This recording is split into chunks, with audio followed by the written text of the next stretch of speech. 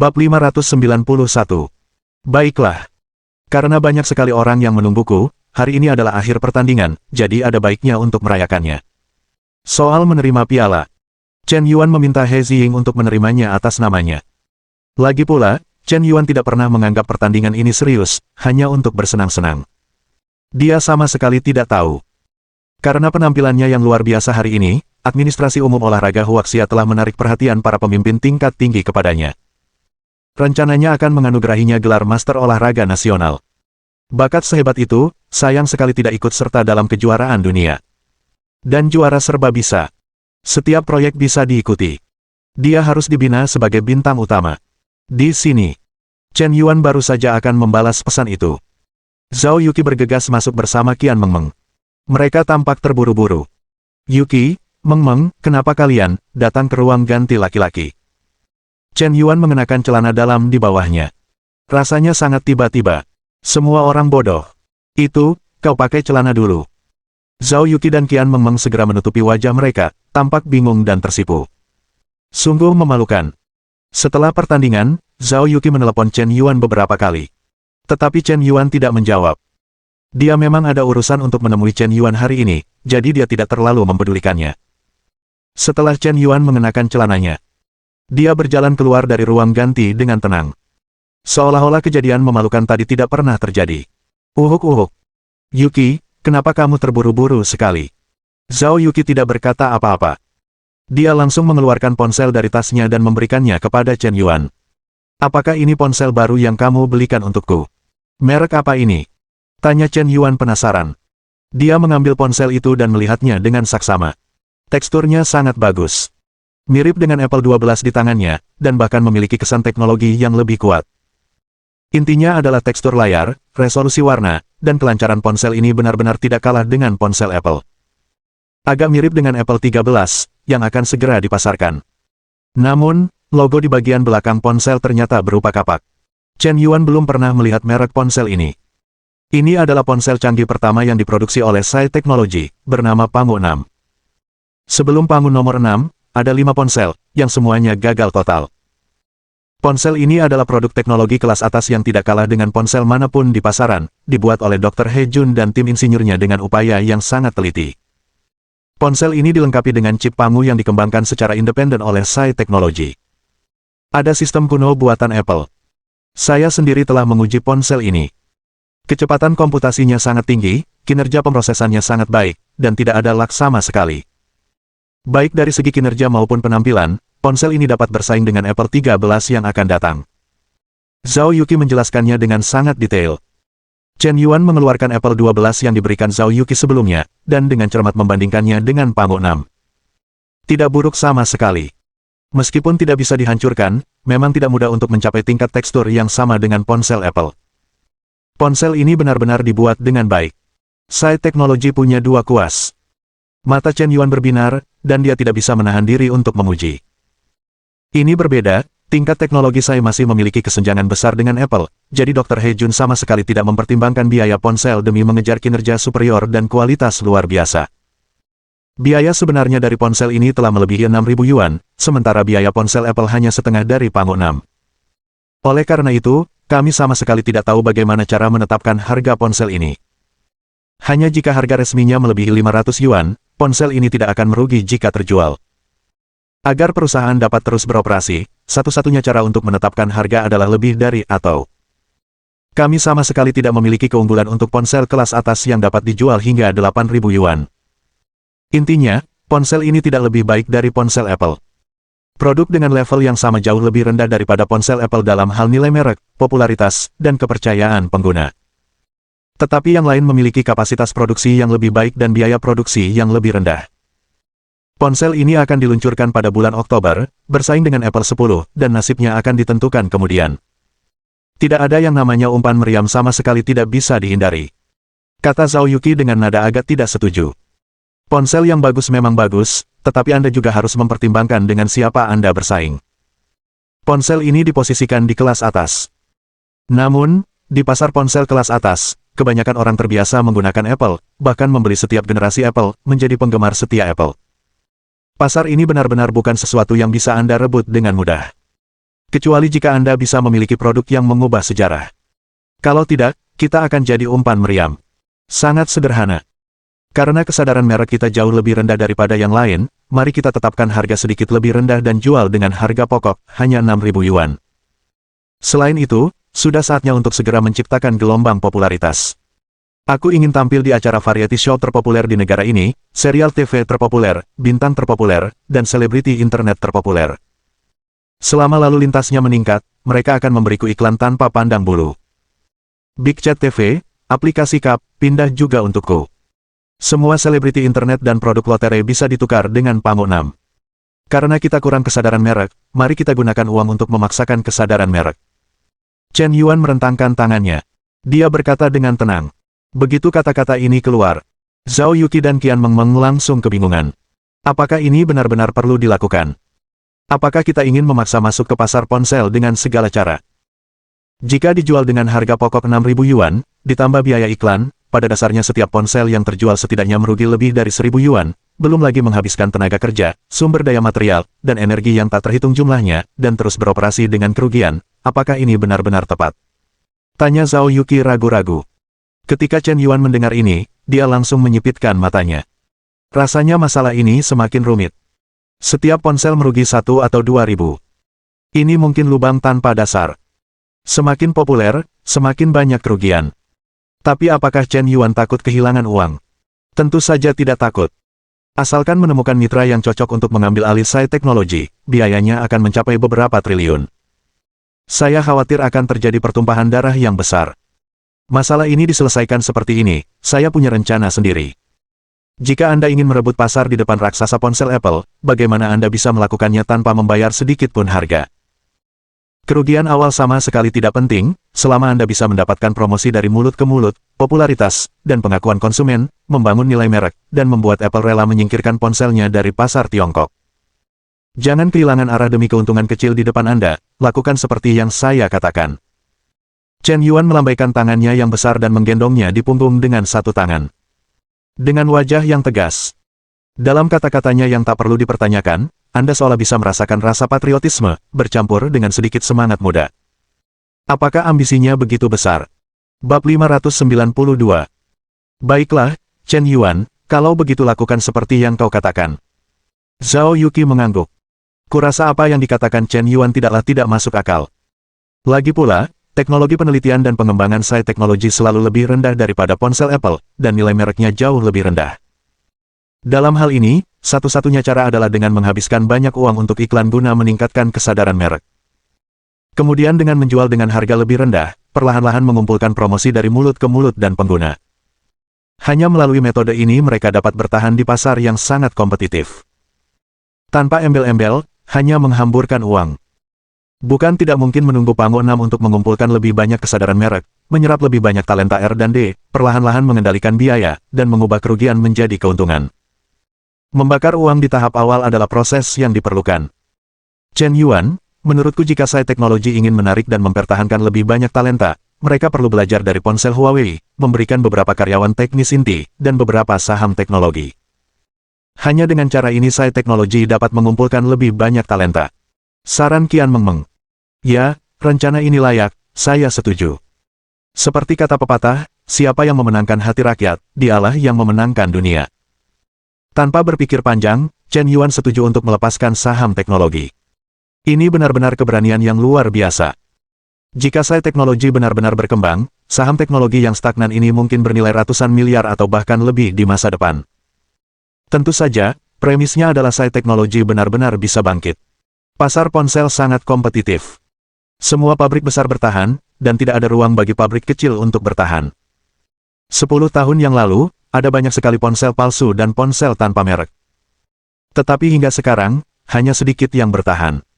Entah tumbuh dan menjadi merek terkenal dalam sekejap berkat promosi dari mulut ke mulut dan pasar. Atau, bangkrut. Konsumen saat ini hanya mengenali barang bermerek. Semua orang tahu bahwa ponsel tanpa merek berkualitas buruk, dan lebih memilih menghabiskan lebih banyak uang untuk membeli produk bermerek daripada menggunakan ponsel tanpa merek. Jadi, untuk memasuki pasar ponsel, membangun kesadaran merek sangat diperlukan. Merek ponsel Anda harus dikenal di seluruh negeri, bahkan seluruh dunia pun mengenalnya. Jika perlu, beritahukan juga sejarah dan budaya di balik ponsel Anda. Hanya dengan menggabungkan nilai merek dan kualitas ponsel, kita dapat bersaing untuk mendapatkan tempat di pasar ponsel yang begitu sengit. Ngomong-ngomong, ada berapa unit Pangu 6? Tanya Chen Yuan dengan santai. Sekitar 6 unit Pangu 20 telah diproduksi, dan diperkirakan unit lagi akan diproduksi sebelum dipasarkan pada bulan Oktober. Karena kami adalah pabrik kecil, kapasitas produksi kami terbatas, dan manajemen senior Sai Teknologi tidak berani mengambil langkah terlalu besar di awal, jadi. Zhao Yuqi menjelaskan. Bagaimanapun, ini adalah ponsel merek yang tidak dikenal. Meskipun Dr. He Jun membuat kinerja dan kualitas ponsel tidak kalah dengan ponsel Apple. Tetapi biayanya terlalu tinggi. Sangat tidak mungkin untuk menghasilkan keuntungan. Jika harga ponsel dibanderol atau lebih, ponsel ini tidak akan mampu bersaing dengan Apple apapun yang terjadi. Hanya akan hancur. Jadi semua orang tidak percaya diri.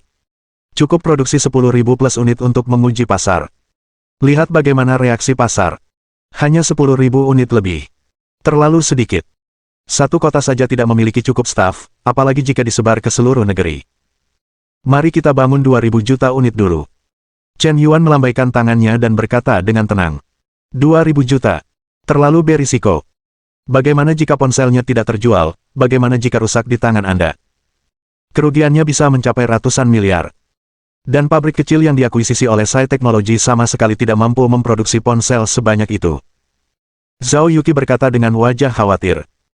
Tidak masalah, kapasitas produksi pabrik ponsel terbatas. Kalau begitu saya akan menyisihkan sebidang tanah di kota Tianmen dan membiarkan Sai Teknologi membangun pabrik baru. Saya menginvestasikan 1.000 miliar, jangan khawatir soal uang. Begitu kata-kata ini keluar, Zhao Yuqi dan Qian Mengmeng kembali terkejut. Keduanya saling memandang, sudah terlalu terkejut untuk berbicara. 1.000 miliar. Chen Yuan, dari mana kau mendapatkan likuiditas sebesar itu? Bukankah Feidun Capital sedang bermasalah? Kudengar rantai modalnya akan segera putus. Bagaimana kau bisa memobilisasi likuiditas 1.000 miliar yuan sekaligus seperti ini? Siapa bilang rantai modal Feidun Capital akan segera putus? Itu semua omong kosong, lagi pula, kau tidak perlu khawatir soal uang, aku punya rencana sendiri. Chen Yuan membawanya dengan satu tangan. Katanya dengan wajah yang sulit ditebak. Petik 2. Zhao Yuqi dan Qian Mengmeng terkejut sejenak. Mereka benar-benar mulai bertanya-tanya, betapa hebatnya latar belakang keluarga Chen Yuan. Ratusan miliar dikeluarkan begitu saja. Kas negara tidak sekaya dia, kan? Chen Yuan menatap mata bingung kedua gadis itu, dan hatinya menjadi waspada. Dia benar-benar harus memulai bisnis yang benar-benar menguntungkan. Setidaknya biarkan orang lain tahu bahwa dia menghasilkan banyak uang.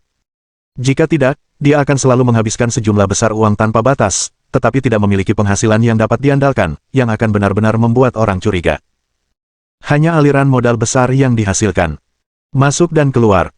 Sumber dana yang dia berikan akan tampak lebih formal. Baiklah, karena kalian tahu apa yang ada di pikiran kalian, maka kami bisa tenang. Zhao Yuqi mengangguk. Tidak bertanya terlalu banyak. Suka mengorek-ngorek sampai ke akar permasalahan adalah sifat yang sangat buruk.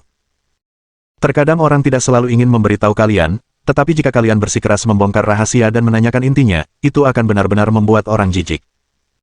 Terlebih lagi, konsorsium di balik Chen Yuan mungkin melibatkan rahasia dagang. Ini bahkan lebih mustahil untuk ditanyakan. Tepat pada saat ini, telepon Chen Yuan berdering. Dia membuka ide penelepon dan melihat. Itu Liu Wenze yang menelepon. Anak ini sudah 2 bulan tidak menghubungi Chen Yuan, dan dia tidak tahu apa yang telah dilakukannya akhir-akhir ini. Sebagai teman yang bermain bersama sejak kecil, Chen Yuan telah berkembang, jadi wajar jika dia tidak melupakannya. Tapi anak ini agak cerdas. Sedikit sombong. Umumnya enggan meminta bantuan teman. Jika bisa menyelesaikannya sendiri, tidak akan pernah merepotkan orang lain. Orang seperti ini sebenarnya yang paling mudah disakiti. Tapi mau bagaimana lagi, Chen Yuan hanya suka berteman dengan orang-orang seperti itu. Panggilan pun terhubung. Pak Chen, di mana kau? Aku tidak melihatmu setelah pertandingan. Pak Liu, apakah kau datang ke pertandingan hari ini? Chen Yuan berkata dengan tak terduga. Dengan begitu banyak penonton, dia benar-benar tidak mengenali Pak Liu. Ya, aku ingin mentraktirmu makan hari ini. Jika kamu punya waktu, aku akan menunggumu di gerbang pusat olahraga. Oke, aku di ruang tunggu, aku akan segera keluar. Chen Yuan mengangguk. Setelah pertandingan hari ini, aku cuma lapar. Pokoknya, Zhang Haotian dan yang lainnya berencana mengajaknya makan malam, jadi mereka sekalian saja mengajak Lao Liu, mungkin mereka bisa membangun koneksi untuk Lao Liu. Menutup telepon. Chen Yuan mengajak Zhao Yuqi dan Qian Mengmeng keluar dari ruang santai bersama. Tepat ketika sampai di pintu keluar pusat olahraga, Chen Yuan langsung terstunet. Ia melihat deretan mobil mewah di pintu masuk pusat olahraga, membentuk antrean panjang, menghalangi pintu masuk. Bukan itu intinya. Intinya adalah sekelompok besar orang menjaga pintu masuk pusat olahraga. Belum lagi kelompok anak orang kaya. Qin Bingsui, Zhou Ruoxi, He Ziying, Qin Wushuang, Ye Han, Chu Yumo, Lin Sutong, Su Lele, ditambah Zhao Yuqi dan Qian Mengmeng. Rasanya pemandangan itu kembali kacau. Merinding. Bab 593. Canggung. Sangat memalukan. Saat Chen Yuan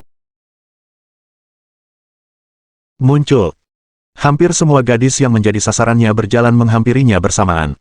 Beberapa gadis saling kenal, dan beberapa tidak. Tapi sore ini, mereka semua memiliki tujuan yang sama. Mengajak Chen Yuan makan malam berdua saja. Namun di bawah pengawasan semua orang, menyetujui undangan salah satu gadis saja, bukankah itu akan menyinggung perasaan gadis-gadis lain? Bagaimana mungkin seseorang lebih menyukai satu gadis daripada yang lain? Wow! Itu Tuan Yan sudah keluar. Tuan Yan sangat tampan, benar-benar tampan. Suami Chen Yuan, aku mencintaimu, suami, tanda tangani untukku. Suamiku yang terkuat, suamiku nomor satu di dunia. Suami Chen Yuan, aku ingin menikahimu. Tepat ketika Chen Yuan merasa malu dan tidak tahu bagaimana menghadapi hubungan antar pribadi yang rumit ini. Tiba-tiba sekelompok penggemar bergegas menghampirinya. Kelompok penggemar ini bisa disebut penggemar fanatik. Karena mendapatkan tanda tangan dari Chen Yuan, dia menangis bahagia. Beberapa orang begitu bersemangat hingga wajah mereka memerah dan telapak tangan mereka berkeringat. Sepertinya untuk pertama kalinya ia berinteraksi sedekat itu dengan seorang pria tampan, emosinya langsung meledak. Ada ratusan penggemar dalam kelompok ini. Usia mereka umumnya relatif muda, sebagian besar adalah siswa SMA, dan yang tertua baru berusia awal 20-an. Yang termuda mungkin masih siswa SMP. Kau sangat tampan, kakak Chen Yuan sangat tampan, aku pasti akan menikahimu saat aku dewasa, kata gadis SMP itu dengan wajah tegas. Kelompok penggemar ini tidak berkurang seiring berjalannya waktu. Sebaliknya, mereka semakin banyak berkumpul. Jika sebelumnya, Chen Yuan pasti akan pergi terburu-buru. Tetapi hari ini, ia menemukan kursi keamanan dan duduk dengan santai, lalu menandatangani tanda tangan untuk para penggemar wanita ini dengan sangat santai. Sialan, ada apa dengan Tuan Yan, mengapa Anda menandatangani kelompok penggemar wanita ini? Ada begitu banyak orang, kapan kita harus menandatangani, keluh seorang anak orang kaya. Kenapa, tidak mau menunggu lagi? Tidak mau menunggu, kau bisa pergi, tidak ada yang menghalangimu, apakah waktumu penting, atau waktu Tuan Yan? Zhang Haotian melontarkan kalimat ini. Kemudian dia dengan sukarela bergegas menuju kerumunan, bertindak sebagai petugas keamanan dan mulai menjaga ketertiban. Berbaris, berdiri, datang satu persatu, jangan berdesakan. Zhang Haotian melakukan ini. Generasi kedua kaya lainnya terkejut sejenak. Tapi segera seseorang bereaksi. Sialan, kakak Tian agak seperti pencuri, pantas saja dia bisa berbicara dengan Tuan Yan. Aku juga akan menjaga ketertiban. Tuan Yan sepertinya kekurangan meja. Sialan, cepat pindahkan meja ke sini. Aku ingin menunjukkan wajahku di depan Tuan Yan. Begitulah. Dengan upaya bersama sekelompok generasi kedua kaya. Konferensi tanda tangan penggemar dadakan dimulai di sini. Aku benar-benar akan mendapatkan tanda tangan suami Chen Yuan, senang sekali. Ya, aku tidak menyangka Tuan Yan begitu biasa-biasa saja, dia bahkan lebih sederhana daripada bintang-bintang di industri hiburan. Kakak, apa yang kau bicarakan? Bagaimana kau bisa membandingkan anjing-anjing susu kecil itu dengan Tuan Yan? Mereka tidak berada di level yang sama. Yah, Tuan Yan bisa membeli perusahaan pialang di belakang anjing-anjing susu kecil itu hanya dengan satu kata. Bisakah dibandingkan? Sepertinya benar. Lagi pula, suami Chen Yuan lebih tampan, lebih berbakat, dan lebih kaya. Dia benar-benar sempurna. Dia adalah dewa pria sempurna di hatiku. Setelah sekelompok penggemar mendapatkan tanda tangan Chen Yuan, mereka mulai berteriak histeris. Suasana semakin meriah, dan semakin banyak penggemar berkumpul. Adegan ini benar-benar membuat sekelompok lajang menjilati anjing mereka, dan ayam-ayam yang iri berubah menjadi ungu. Hati mereka sangat tidak seimbang. Ini istri yang akan kita beri mahar ratusan ribu di masa depan. Kakak, Apakah kamu terlalu naif? Apakah kamu pikir hadiah ratusan ribu sudah cukup? Kamu juga perlu menyiapkan rumah, mobil, dan tahu bagaimana bersikap lembut, perhatian, dan romantis. Kalau tidak, gadis mana yang mau menikahimu? Sial, aku bahkan tidak ingin menikah seperti yang kamu katakan. Menikah akan mengurangi kualitas hidupku. Bukankah lebih baik menjadi lajang, kenapa kau ingin mencari leluhur untuk kembali? Aku benar-benar tidak mengerti, mereka rela menjadi anjing penjilat Tuan Yan, tapi mereka tidak mau menjadi leluhurku. Puff, gelombang. Kalimat ini menusuk jiwa. Hampir membuat sekelompok anjing lajang memuntahkan seteguk darah tua. Begitu saja. Sebelum aku menyadarinya, 1 jam telah berlalu gelombang. Banyak orang mulai menunggu dengan tidak sabar. Di antara mereka, sekelompok orang kaya generasi kedua langsung pergi. Orang-orang ini selalu sombong dan angkuh, dan setiap orang punya sedikit temperamen. Awalnya, mereka datang ke sini hari ini untuk menghiburmu, hanya untuk memberimu kehormatan. Kau terkenal dan terkaya, kau benar-benar hebat. Tapi tanpamu, semua orang bisa bermain sama saja. Bukan berarti dunia tidak akan berputar tanpa dirimu sendiri. Dan Zhang Haotian, kau seorang pemilik properti terhormat, dan kau malah bertindak sebagai petugas keamanan untuk menjaga ketertiban. Terus terang saja, kau bicara tentang persaudaraan, tapi terus terang saja, kau hanya menjilat. Itu memang agak merendahkan diri sendiri. Begitu saja, lebih dari setengah kelompok generasi kedua yang kaya itu pergi. Pada akhirnya, tersisa 30 orang, dan mereka masih menjaga ketertiban untuk Chen Yuan. Chen Yuan melihat mereka satu per satu. Tunggu dan tunggu. Du Xiaoyue meledak. Liu Wenze, kurasa Chen Yuan sama sekali tidak menganggapmu sebagai saudara. Bukankah urusanmu sama pentingnya dengan tanda tangan para penggemar ini? Demi menandatangani tanda tangan untuk penggemar, dia meninggalkanmu di sini lebih dari 1 jam, mengabaikanmu, dan kau terus membicarakan betapa baiknya hubungan kalian. Kurasa kau telah menipuku. Baiklah, aku tidak mau mendengar penjelasanmu, ayo putus. Selama lebih dari 2 bulan, aku benar-benar buta, membuang waktu bersamamu. Semakin Du Xiaoyue memikirkannya, semakin marah dia. Lihatlah laki-laki lain, mereka semua mengendarai mobil mewah senilai jutaan. Belum lagi yang lain, ada lebih dari 100 kendaraan yang diparkir di pintu masuk pusat olahraga. Generasi kedua yang kaya ini semuanya adalah saham berkualitas tinggi. Siapapun lebih baik daripada Liu Wenze. Dia baru saja pergi ke kamar mandi, dan seseorang menambahkannya di WeChat. Melihat Liu Wenze lagi. Dengan wajah yang tidak berguna, dia bukan laki-laki. Awalnya, Du Xiaoyue berpikir bahwa dia adalah saham potensial, mengandalkan hubungannya dengan Chen Yuan, cepat atau lambat dia akan bisa menghasilkan banyak uang. Tapi hanya bersama selama 2 atau 3 bulan. Dia menyadari bahwa dia salah, kesalahan besar.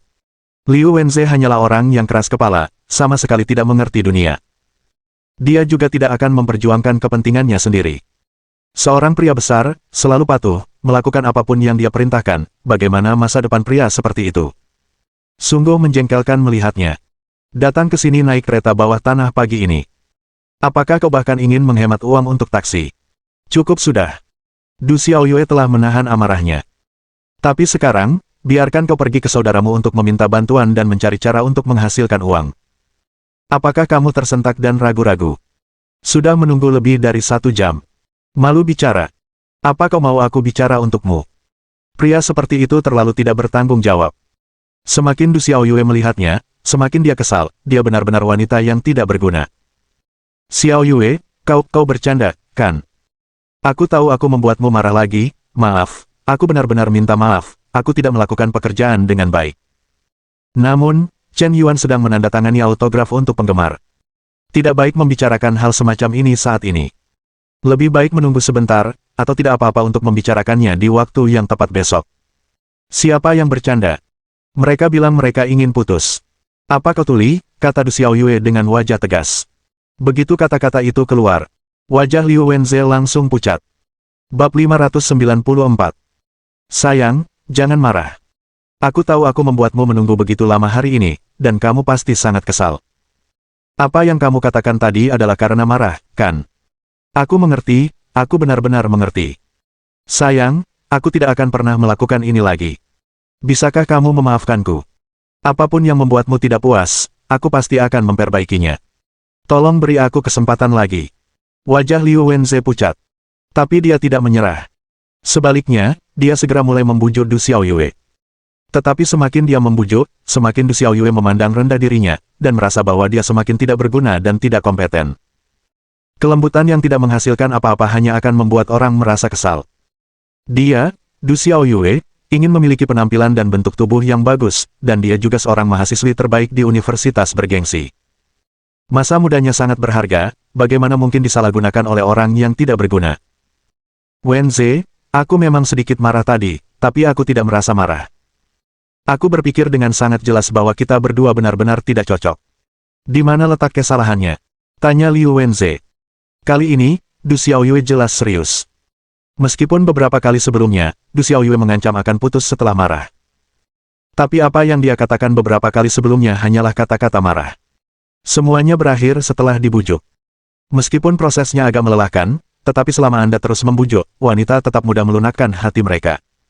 Tapi kali ini, nada suaranya terlalu serius. Benar-benar tidak main-main. Kepribadian kita tidak cocok.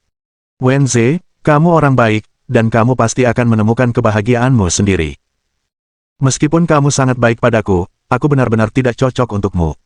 Aku tidak menyukaimu lagi, jadi biarkan saja. Du Xiaoyue selesai berbicara. Berbalik. Tanpa ragu sedikit pun. Dia benar-benar tidak bisa menghargai pria seperti Liu Wenze. Awalnya, dia merasa bahwa pria seperti itu baik-baik saja. Dia berdedikasi dan perhatian, dan dia juga sangat baik padanya.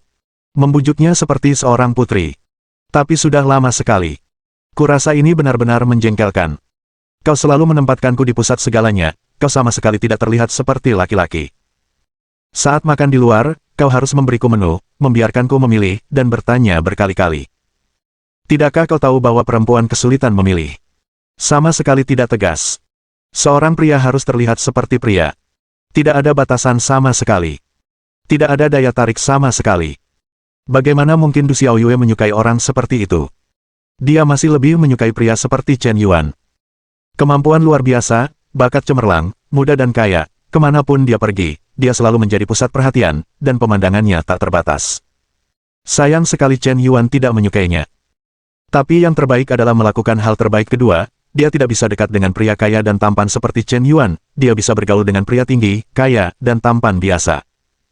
Kondisiku tidak buruk, Du Xiaoyue, mengapa aku harus membuang waktu untukmu, sampah?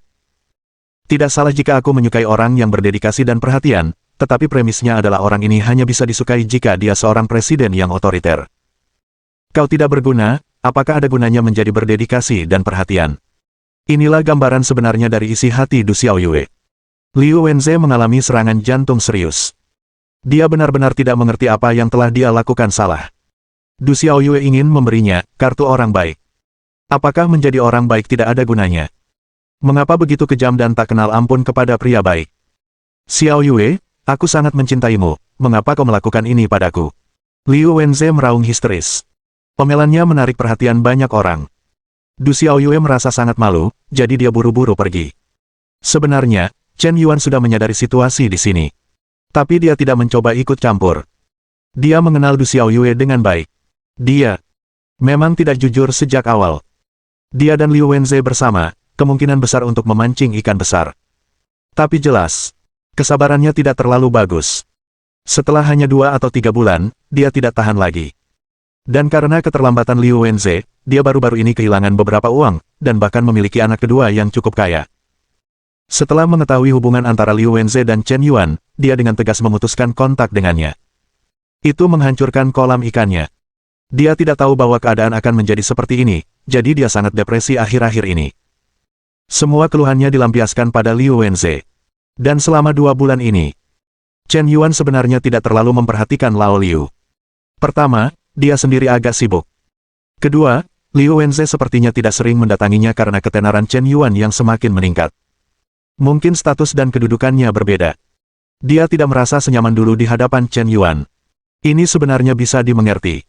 Saudara-saudara terbaik bergaul sebagai setara. Tetapi karena perubahan status sosial, status setara itu rusak. Bisa jadi sangat tidak nyaman untuk bergaul. Kalau tidak, mengapa ada perpecahan di antara mereka? Kecuali suatu hari nanti, status dan kedudukan dua orang bisa menjadi setara lagi, atau relatif setara, mampu berbicara dari ketinggian yang sama. Sayangnya, Chen Yuan berencana untuk menyingkirkan gadis-gadis itu hari ini, dan menarik Liu Wenze untuk berpartisipasi dalam rencana menghasilkan uang. Dia tidak di sini untuk menghasilkan uang. Sebaliknya, dia ingin menggunakan rencana penggalangan dana ini agar terlihat lebih masuk akal ketika dia menghabiskan sejumlah besar uang di masa depan. Kebetulan Zhang Haotian, Bai Qilin, dan generasi kedua kaya lainnya juga ikut dilibatkan. Meminjam hubungan sumber daya mereka dan membuat banyak pertumpahan darah. Siapa sangka, Du Xiaoyue tidak tahan setelah menunggu lebih dari 1 jam. Itu saja untuk penandatanganan hari ini, aku masih ada yang harus diurus. Para hadirin sekalian, sudah hampir pukul 7 malam, dan sudah waktunya makan, semuanya harus pergi. Kata Chen Yuan sambil berdiri. Ah, tapi kami sudah mengantre lama sekali, kakak Chen Yuan, tolong tanda tangani untukku. Seorang gadis kecil mengedipkan matanya yang besar dan berkata dengan mata berkaca-kaca. Sepertinya dia mau menangis. Tapi Chen Yuan tidak berperasaan. Katakan tidak untuk menandatangani, tidak untuk menandatangani. Mau matamu berkaca-kaca atau tidak? Mata besarmu tidak berguna. Sudah selesai, ayo pergi, kamu sudah menandatangani rokok selama lebih dari 1 jam, apakah kamu tidak lelah? Kenapa kamu tidak mencoba menandatangani selama lebih dari 1 jam, teriak Zhang Haotian dengan keras. Benar, kakak Chen Yuan juga ikut lomba lari 1.500 meter hari ini, dan dia sudah berkompetisi sepanjang hari. Kita harus pengertian, kata seorang gadis yang mendapat tanda tangan dengan wajah bangga. Melihat ini, semua orang hanya bisa menyerah. Chen Yuan dikelilingi oleh kerumunan. Ia berjalan menghampiri Liu Wenze. Sebuah kaitan di bahunya. Yuki, Lao Liu kehilangan kekasihnya hari ini, aku akan menemaninya minum anggur, jangan kita rayakan. Baik. Zhao Yuki mengangguk. Pada saat yang sama, Qin Bingsui, Zhou Ruoxi, He Ziying, Chu Yumo, Lin Sutong, Su Lele, Qian Mengmeng, dan lainnya yang bercampur di antara sekelompok penggemar juga menghela napas lega. Mereka juga menunggu Chen Yuan selama lebih dari 1 jam. Aku hanya ingin melihat dengan siapa Chen Yuan akan pergi pada akhirnya. Ini semacam kompetisi. Biarkan kau yang memilih. Lihat bagaimana pilihanmu. Siapa tahu, pada akhirnya Chen Yuan menyeret Liu Wenze pergi.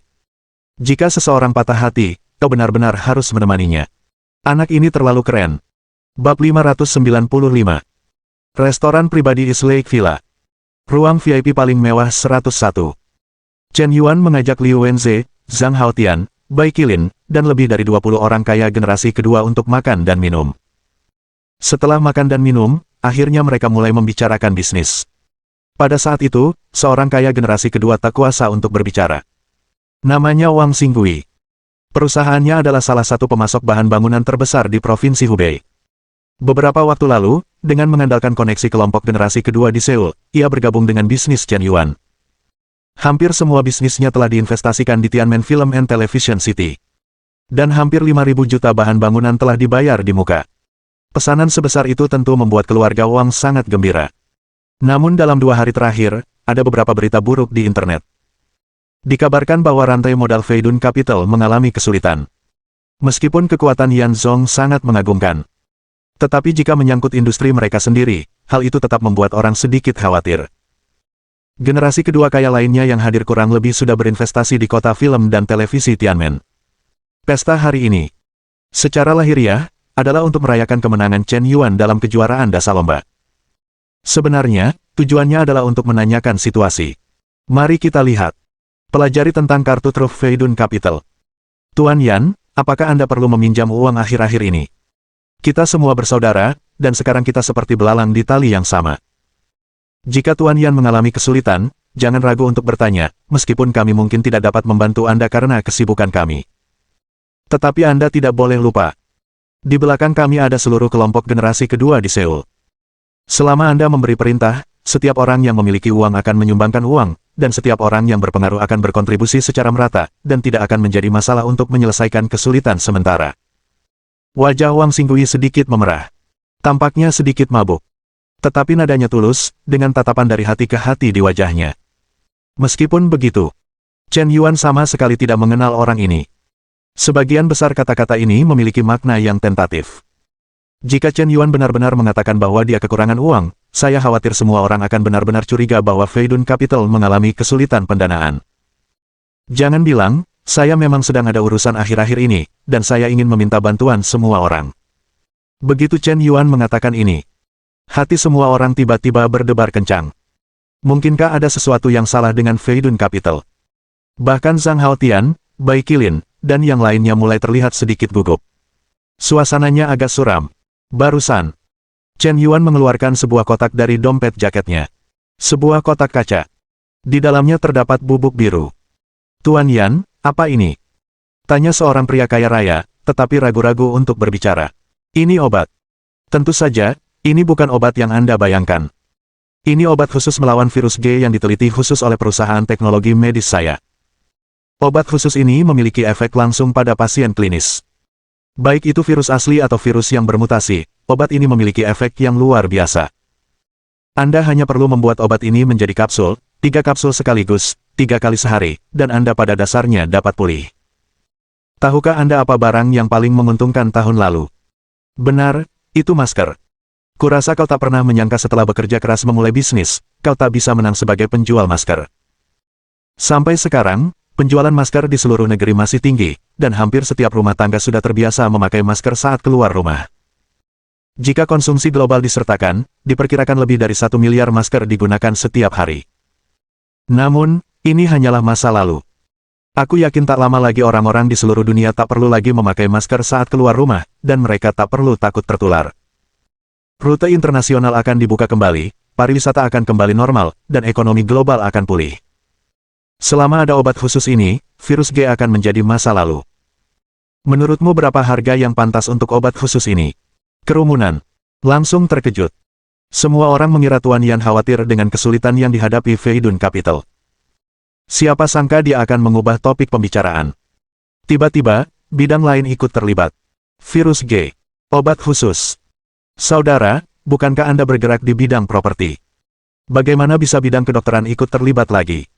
Dan juga menemukan sesuatu yang belum dikembangkan oleh para ahli medis dunia. Tapi lihatlah wajah serius Chen Yuan. Seolah-olah itu benar-benar bukan lelucon. Dan seorang Taipan Group dengan kekayaan ratusan miliar dolar akan memperolok-olok Anda seperti itu. Tuan Yan, jika apa yang Anda katakan benar, obat khusus ini benar-benar memiliki efek seperti itu. Saya rasa tidak masalah jika satu kotak dijual seharga beberapa ribu yuan. Ada risiko di karantina, saya yakin tidak akan ada yang pelit dengan ribuan dolar ini. Ya, jika gelombang pemasaran lain dilakukan untuk membuktikan bahwa obat ini memiliki efek mencegah virus G, semua orang bahkan tidak perlu mendapatkan vaksin. Diperkirakan lebih banyak orang akan membelinya. Cukup persiapkan terlebih dahulu, lakukan produksi massal, lalu distribusikan ke seluruh dunia. Di dunia, penjualannya mungkin tidak kalah dengan masker. Tentu saja, obat ini hanya dapat dijual sekali, dan harganya pasti akan diturunkan nanti. Ketika semua orang dapat membelinya dengan mudah, dan bahkan perusahaan farmasi lain dapat meniru produksinya, obat ini akan menjadi tidak berharga. Zhang Haotian menganalisis dengan serius. Baiklah kalau begitu, saya serahkan tugas ini kepada kalian. Barusan, semua orang secara pribadi bertindak untuk menjaga ketertiban demi para penggemar saya. Saya melihat mereka satu per satu. Semua orang di sini dihitung sebagai satu, dan semua orang dapat berinvestasi dalam saham. Saya akan berbagi 50,00% keuntungan dengan kalian. Saya akan mendirikan perusahaan bernama Seoul Pharmaceutical Group, dan presiden grupnya adalah Liu Wenze. Chen Yuan berbicara dengan santai. Sepertinya itu pernyataan yang meremehkan. Tetapi jika apa yang dia katakan benar, proyek ini akan menghasilkan uang ratusan miliar dolar. Sial. Proyek yang menguntungkan. Semua orang bingung. Liu Wenze juga tampak bingung. Dia masih tenggelam dalam kesedihan kehilangan kekasihnya, dan dia tidak bisa melepaskan diri darinya, merasa kewalahan. Tidak tertarik pada apapun. Hanya minum sendirian, menggelengkan kepala dan tersenyum getir. Di tempat kejadian, dia tidak bisa ikut campur, dan dia sama sekali tidak memiliki kehadiran. Semua orang yang hadir adalah generasi kedua kaya dengan kekayaan keluarga lebih dari juta. Paling buruk, keluarga itu memiliki aset senilai hingga juta. Di lingkungan seperti itu, dia sama sekali tidak cocok. Tapi siapa sangka perkataan Chen Yuan berubah, dan dia benar-benar akan terpilih sebagai presiden Seoul Pharmaceutical Group.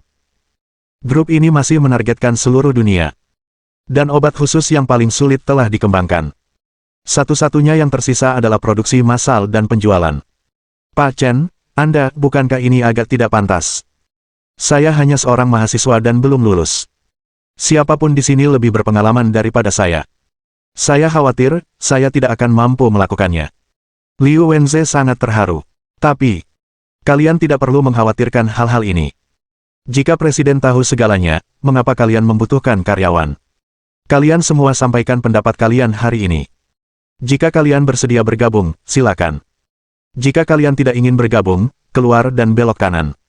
Jika kalian ragu tentang khasiat obat khusus ini, kalian dapat mencari ahli untuk melakukan uji klinis. Tentu saja, ini harus dirahasiakan. Bab 596.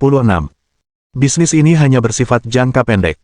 Tidak mungkin menghasilkan uang terus-menerus. Jadi yang kita inginkan adalah cepat, akurat, dan tanpa ampun. Jika Chen Yuan melakukannya sendiri, akan ada terlalu banyak orang yang iri, dan akan ada perlawanan besar. Tetapi dengan begitu banyak generasi kedua yang bekerja bersama, perlawanan akan jauh lebih kecil. Hubungan dalam semua aspek juga akan menjadi rumit. Ketika menyangkut kepentingan bersama, bahkan jika Chen Yuan tidak bersuara, generasi kedua ini akan mati-matian membelanya. Sendirian lebih baik bersama. Jika Anda punya uang dan semua orang mendapatkannya bersama-sama, Anda akan memiliki jalan yang lebar. Makan sendirian hanya akan semakin sempit selamanya. Dan tindakan Chen Yuan akan membuat generasi kedua kaya lainnya tahu betapa kerennya bergaul dengan Bos Yan. Menghitung uang sampai tangan kram. Itu bukan mimpi. Dengan cara ini, akan ada semakin banyak adik laki-laki yang setia, dan daya tarik Chen Yuan akan semakin kuat. Tuan Yan bercanda, bagaimana mungkin kita menolak bisnis yang menguntungkan seperti itu? Saya akan bergabung. Saya juga akan bergabung. Kalau begitu saya juga akan bergabung. Tuan Yan, jangan bilang, keluarga paman saya kebetulan punya pabrik farmasi yang dijual. Ayo kita beli dan segera mulai berproduksi. Paman saya adalah Direktur Badan Pengawas Obat dan Makanan, saya bisa menjelaskan ini. Saya kenal banyak tokoh besar media, yang bisa menciptakan topik opini publik. Karena kita sedang memangkas bawang prei, saya pikir kita bisa menurunkan harga obat-obatan di Tiongkok, karena situasi domestik tidak terlalu serius, tetapi kita bisa menetapkan harga yang lebih tinggi di luar negeri, dan kita bisa memangkas gelombang bawang prei dari orang asing yang sedang kesulitan. Bab 597. Untuk memanen secepat mungkin dan merebut pasar, saya menghasilkan uang sebelum orang lain bereaksi. Saya rasa kita bisa merencanakannya dalam 3 langkah. Langkah pertama, tingkatkan produksi dan segera siapkan stok. Langkah kedua, ciptakan opini publik, beli media domestik dan asing, dan sebarkan berita bahwa Huaxia telah mengembangkan obat khusus. Langkah ketika waktunya tepat, segera go public, dan cari agen asing terlebih dahulu. Kita bisa mendistribusikan produk ini langsung ke 1 atau 2 agen umum di 1 negara. Kita tidak peduli berapa harga jual agen, dan kita tidak punya banyak energi untuk itu. Untuk menyebarkan penjualan melalui saluran distribusi. Tentu saja, semakin cepat semakin baik. Sebelum semua orang bereaksi, kita sudah menghasilkan banyak uang. Petik 2. Itu saja.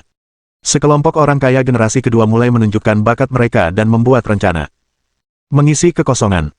Kemudian, sesuai dengan kekuatan dan kontribusi pribadi, saham dialokasikan. Saya khawatir masalah ini tidak akan dibahas dalam 1 hari. Mereka sangat cerdas dan cukup profesional. Rupanya, ini bukan hanya soal uang dan beras. Dan yang lebih penting, obat khusus ini masih membutuhkan serangkaian uji klinis. Kata-kata Yan Zong sangat kredibel. Tetapi proses normal yang seharusnya ada masih ada. Anda tidak bisa begitu saja mempercayai semua yang dia katakan hanya karena dia kaya, bukan? Semuanya harus berdasarkan alasan. Semuanya, kita belum selesai berbicara hari ini. Kita bisa melanjutkannya besok. Keluarga saya memiliki gedung perkantoran di Jiangan International, yang dapat digunakan sementara sebagai kantor pusat sementara kelompok kita. Mari kita berkumpul di Jiangan International besok. Baik, Kak, itu dia. Tepat ketika kelompok orang kaya generasi kedua ini sedang membicarakannya. Liu Wenze mengeluarkan buku catatan dari ranselnya dan mulai mencatat secara detail. Dia adalah siswa yang baik.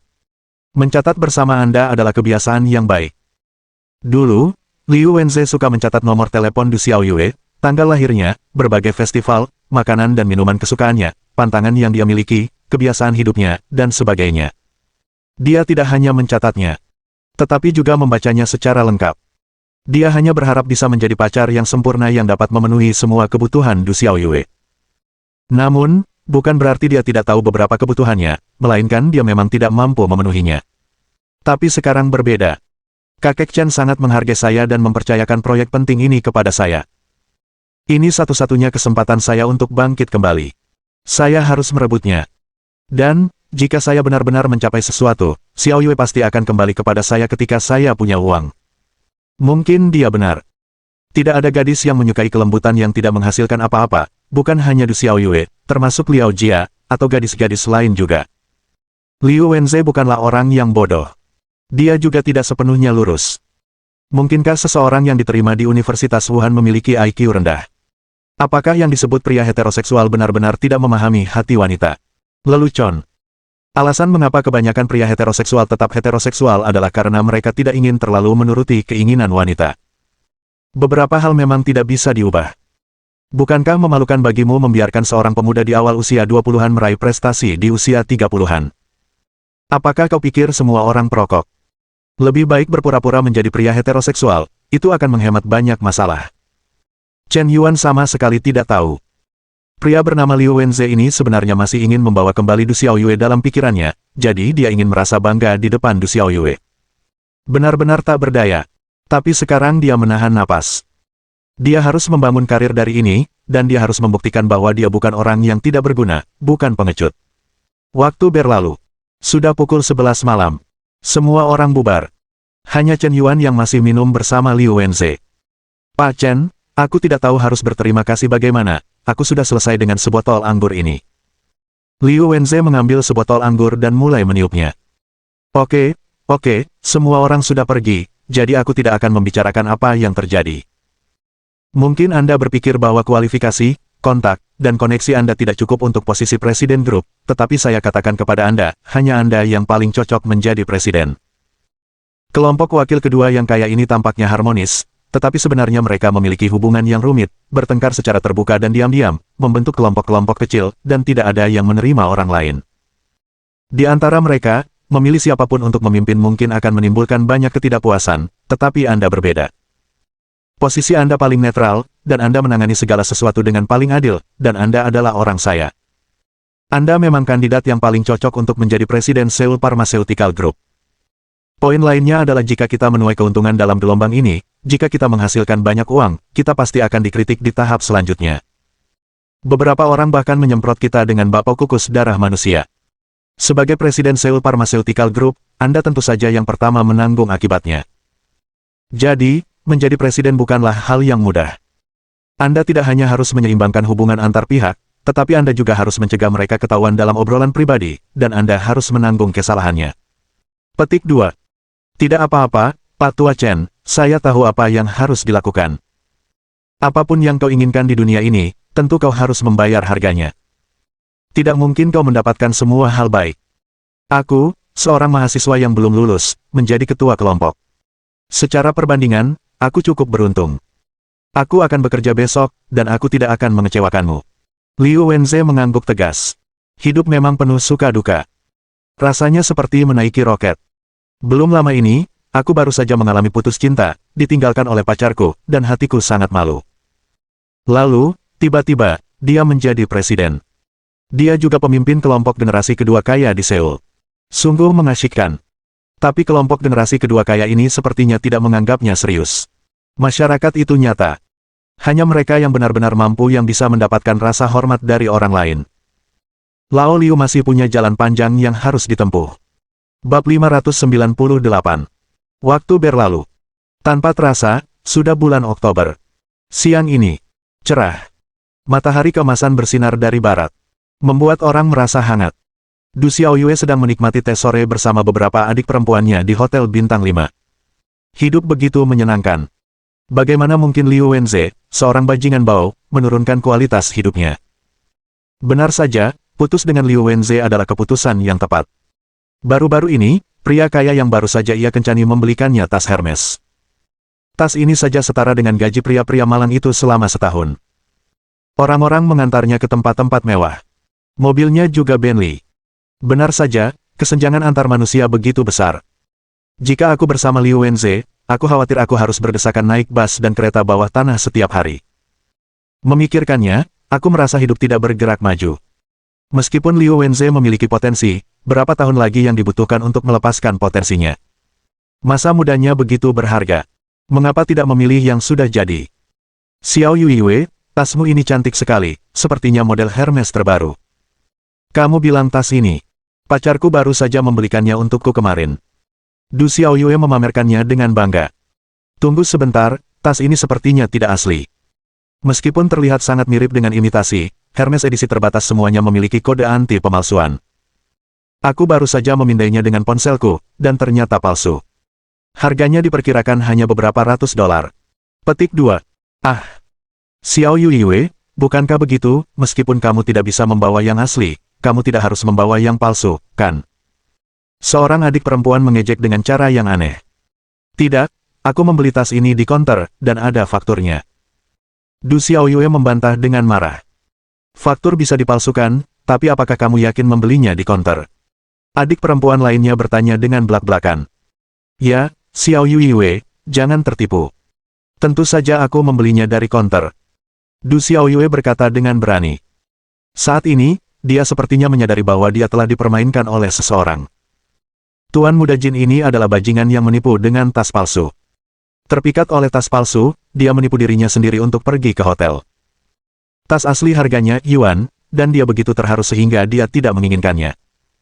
Dan dia telah melakukan penyelidikan mendalam, dan keluarga tuan muda Jin ini memang cukup kaya. Dia adalah generasi kedua yang benar-benar kaya. Bukan pembohong yang menyewa mobil mewah untuk menjemput gadis-gadis. Tapi siapa tahu, generasi kedua orang kaya juga bisa menipu orang dengan tas palsu. Itu bukan hal yang aneh. Tunggu sebentar, aku akan menelepon pacarku. Dengan wajah muram, Du Xiaoyue mengeluarkan ponselnya dan menekan sebuah nomor. Menunggu 1 menit. Pihak lain menjawab. Hei, sayang Xiao Yue, kamu baru saja putus dan merindukan suamimu. Jin Ruiji, boleh aku tanya, apakah tas Hermes yang kau belikan untukku itu palsu? Tanya Du Xiaoyue sambil menahan amarahnya sebisa mungkin. Ah, kau tahu, ya, itu palsu. Jin Ruiji sepertinya tidak merasa bersalah ketika ketahuan, tapi dia sama sekali tidak peduli. Dasar pembohong, bajingan. Du Xiaoyue, biar ku katakan, Don Nima itu tidak tahu malu. Tas palsu ini harganya 800 yuan, dan kamu hanya seharga itu. Apa kamu benar-benar berpikir tas ini bertatahkan emas? Kamu hanya butuh tidur semalam. Lebih dari 10.000 yuan. Apa kamu gila uang? Kami hanya mengambil apa yang kami butuhkan, jangan kira aku tidak tahu apa yang kamu inginkan. Baiklah, kamu tidak akan bersenang-senang. Kukira kamu cewek, tapi ternyata barang murahan. Selama ini, aku akan mengajakmu makan, minum, dan bermain denganmu. Kamu seharusnya sudah cukup menikmati. Pergi sana, jangan sok istimewa. Jangan ganggu aku lagi. Ruiji, bukan itu maksudku. Bahkan jika kamu tidak memberiku hadiah, aku tetap mencintaimu, tapi kenapa kamu berbohong padaku? Du Xiaoyue berbicara dengan suara lebih lembut. Sepertinya setelah dimarahi pihak lain, kamu malah mengatakan bahwa kamu merasa bersalah. Meskipun Hermes itu palsu, tapi identitas si orang kaya generasi kedua itu memang benar, dan lingkarannya memang tidak biasa. Bisa berhubungan dengan orang-orang sukses kelas atas. Pergi sana. Setelah Jin Ruiji menutup telepon, Du Xiaoyue menyadari bahwa dia telah ditinggalkan begitu saja. Sungguh tidak bisa diterima. Ah! Xiao Yue, kenapa kamu masih menangis? Xiao Yue pasti bertemu dengan pria bajingan. Aku sudah menyelidiki pria bernama Jin ini. Meskipun dia punya sedikit uang dari keluarganya dan terlihat agak tampan, dia sangat suka main-main dan kejam. Dia Raja Laut. Memang, meskipun tinggi, kaya, dan tampan, banyak dari mereka adalah Neptunus, hanya bermain-main, jangan terlalu serius, atau kamu akan selalu menjadi orang yang terluka. Baru saja. Di seberang Hotel Bintang 5, serangkaian gambar tiba-tiba muncul di layar besar di Times Square. Tokoh-tokoh dalam gambar itu, ternyata, Liu Wenze. Xiao Yue, lihat layar besar di Times Square, orang itu sepertinya mantan pacarmu. Benarkah, itu benar-benar Liu Wenze?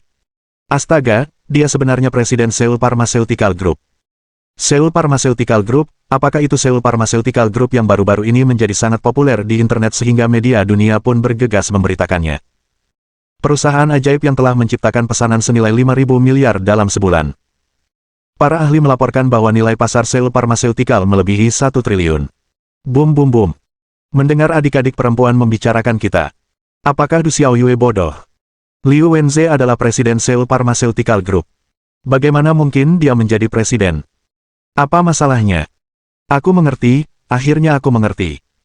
Seorang yang bisa disebut saudara dan kakak dengan seseorang seperti Tuan Yan, bagaimana mungkin dia benar-benar brengsek?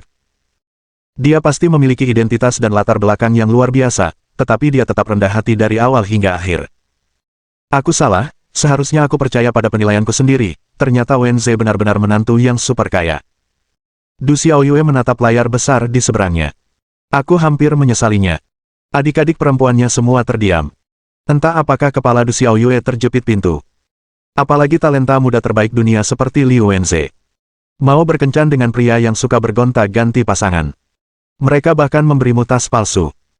Dengan level dan posisimu, bahkan jika kau tinggi, kaya, dan tampan, kau tidak akan bisa mendapatkannya. Pikir Du Xiaoyue dalam hati. Du Xiaoyue segera membuka WeChat Liu Wenze. Dia menemukan bahwa dia telah menghapus Liu Wenze. Alasan utamanya adalah Liu Wenze sering mengiriminya pesan di tengah malam. Dia merasa itu mengganggu, jadi dia memblokir dan menghapusnya.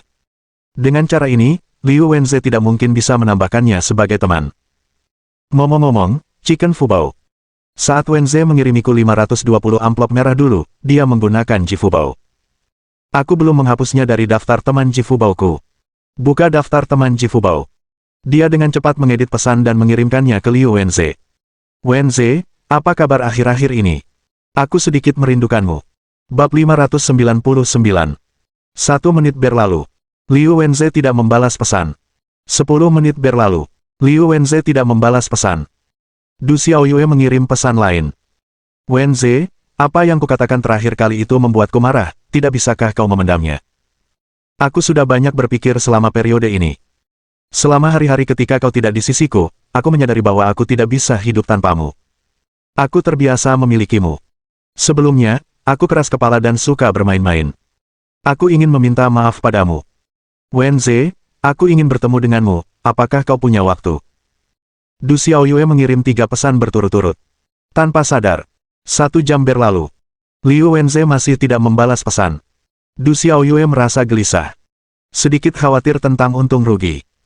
Dulu, selama dia mengirim pesan, baik itu akun Penguin, ID WeChat, atau Jifubao, akun Acne Printing, selama itu pesannya. Liu Wenze pasti akan membalas dalam hitungan detik. Bahkan saat ke toilet atau mandi, dia selalu membawa ponselnya. Takut ketinggalan pesan. Ini menunjukkan betapa dia sangat memperhatikan kinerja seseorang. Tapi Du Xiaoyue merasa ini agak menyebalkan. Karena selama dia membalas pesan, pihak lain akan terus mengiriminya pesan, dan mereka bisa mengobrol seharian penuh. Tidak pernah berinisiatif mengakhiri percakapan. Menghantuinya seperti anjing puk, tidak bisakah dia berhenti mengganggu? Terkadang seharian saja dia tidak membalas pesannya. Pria ini seperti orang gila. Lalu dia terus meminta maaf, bersikap patuh, tanpa tanggung jawab. Kamu bilang kamu pria besar, jadi kamu tidak bisa melakukan sesuatu sendiri. Menjaga seorang wanita sepanjang hari, karena takut melakukan kesalahan. Itu benar-benar menyebalkan. Tidak bisakah kita saling memberi sedikit ruang? Apakah kamu harus selalu waspada? Saat ini, Du Xiaoyue akhirnya menyadari perasaan menunggu seseorang membalas pesan. Aku menantikannya. Sangat mendesak. Cepat.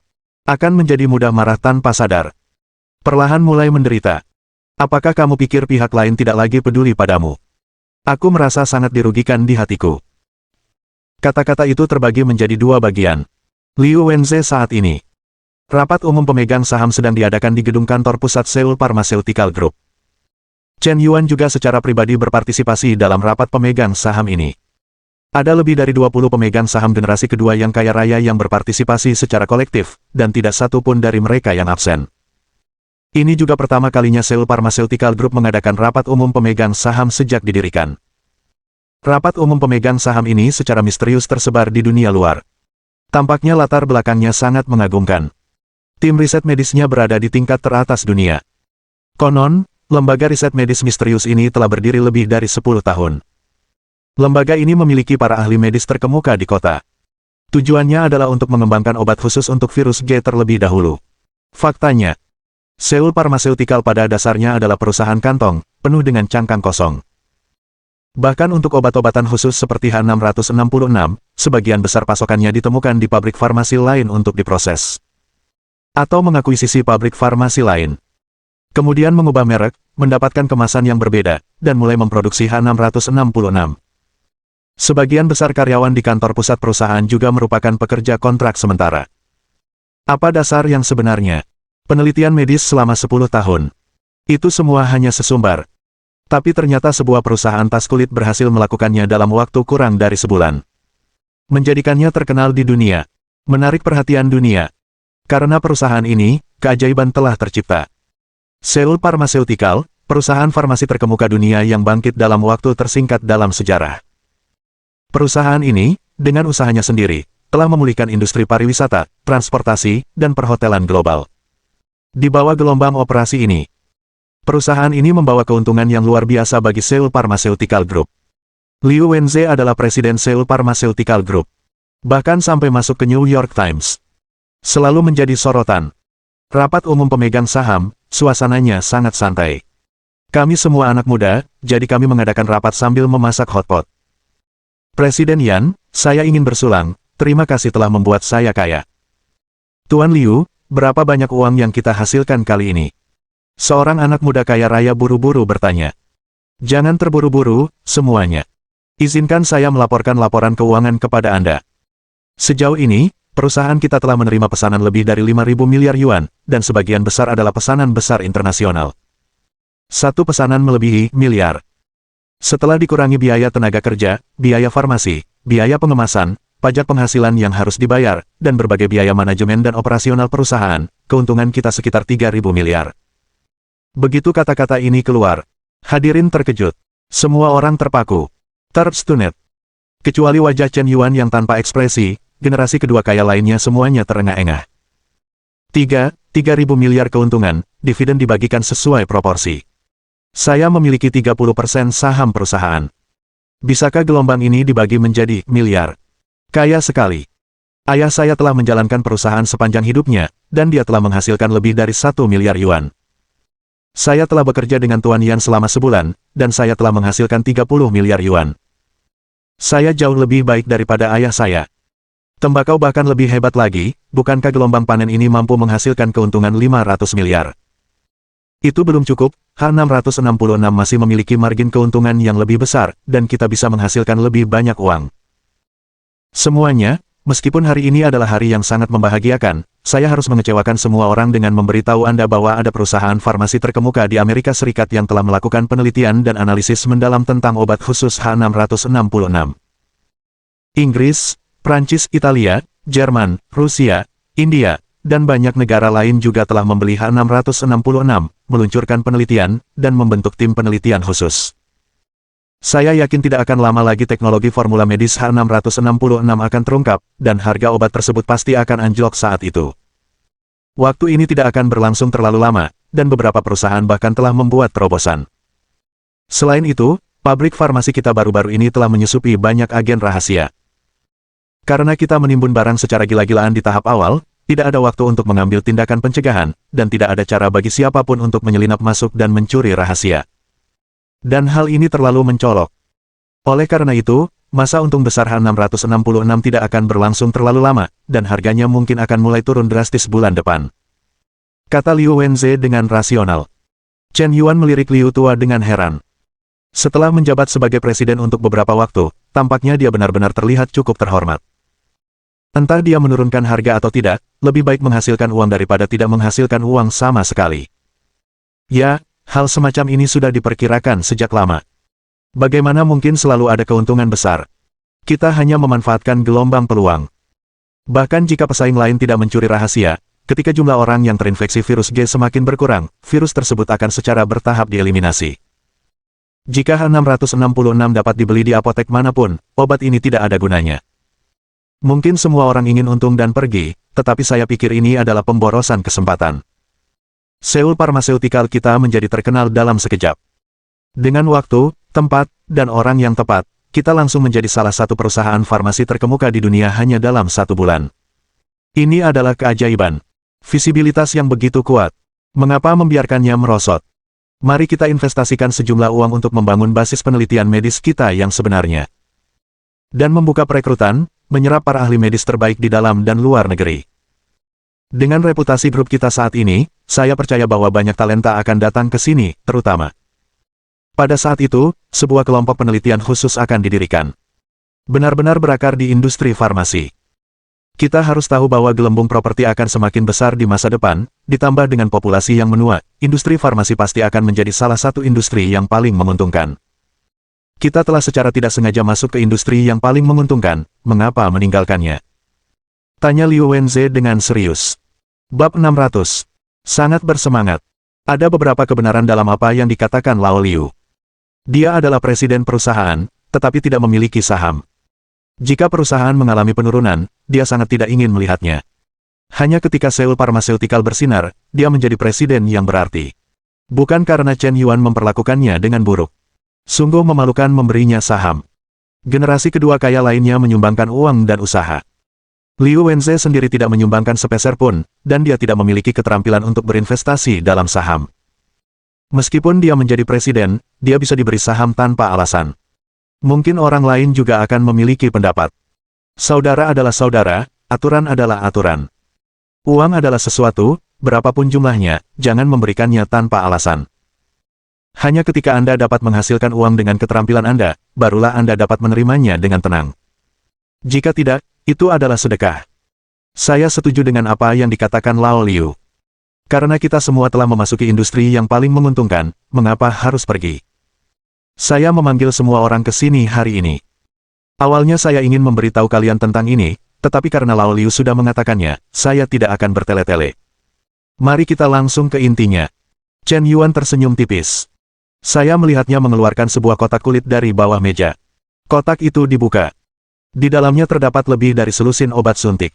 Ada dua jenis obat. Satu berwarna merah dan yang lainnya berwarna coklat. Tuan Yan, apa ini?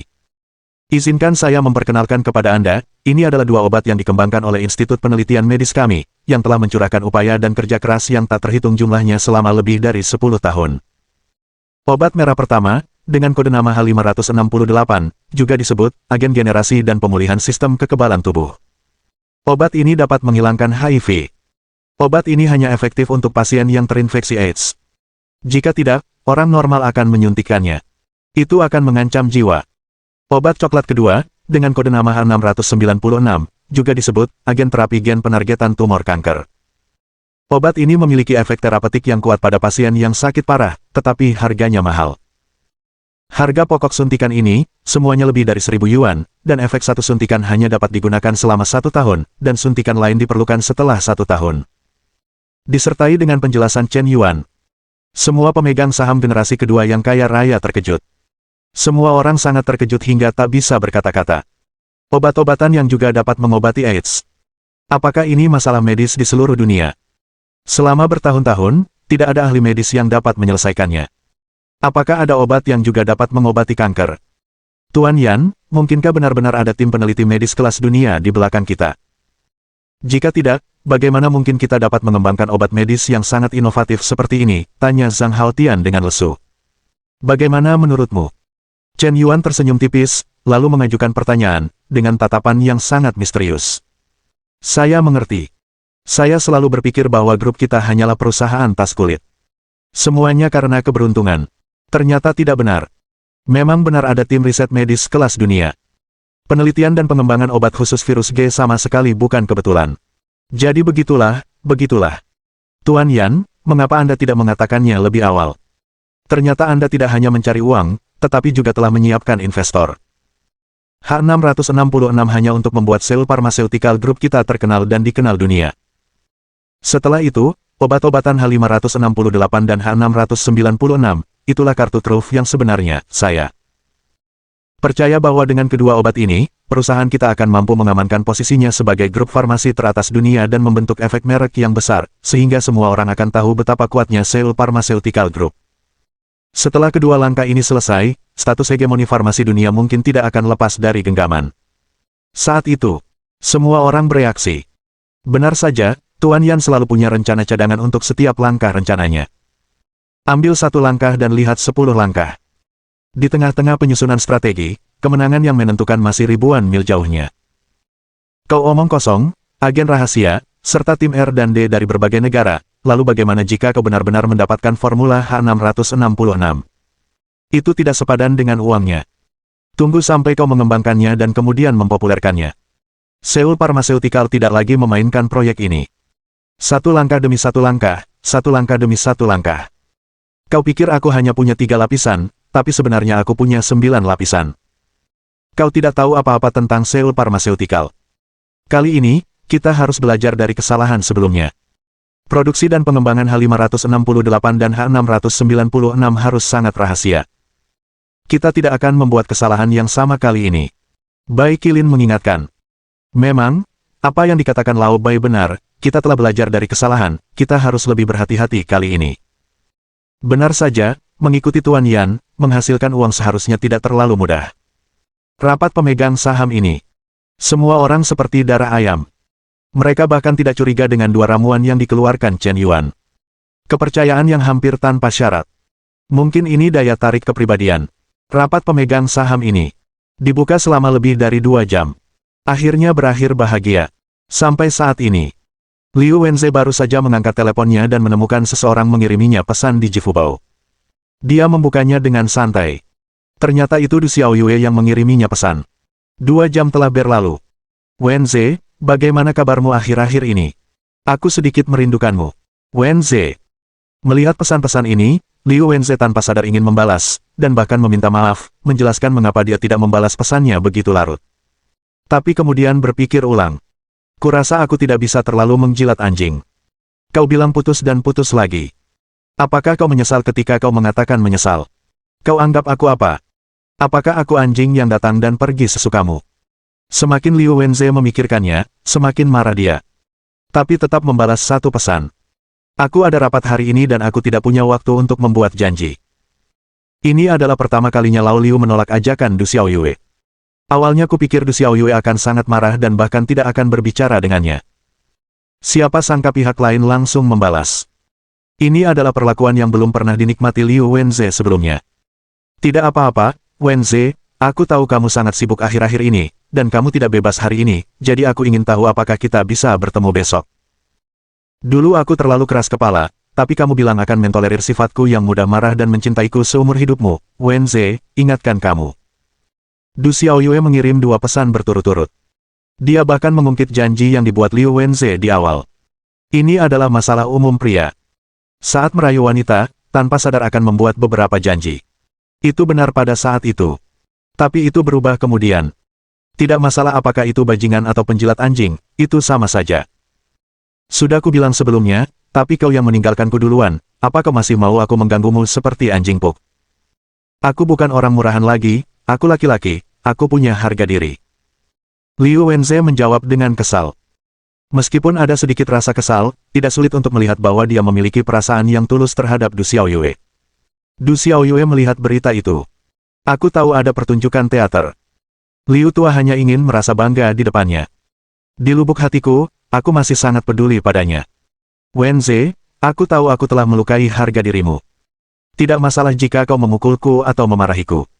Aku hanya ingin kesempatan untuk bertemu. Apakah kau benar-benar tidak ingin bertemu denganku lagi? Besok pukul 1 siang, aku akan menemuimu di bawah.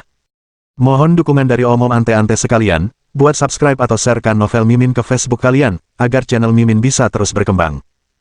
Dengan begitu, Mimin bisa lebih semangat untuk up novel seru lain ke depannya. Buat teman-teman yang sudah subscribe dan sharekan novel Mimin, Mimin ucapkan terima kasih sebanyak-banyaknya. Sekiranya teman-teman menghadapi masalah video diputar dalam bahasa Inggris, coba tukar kepada bahasa Indonesia original melalui cara ini. Semasa mendengarkan, pencet tombol setting di atas kanan video, pilih audio track dan tukar bahasa.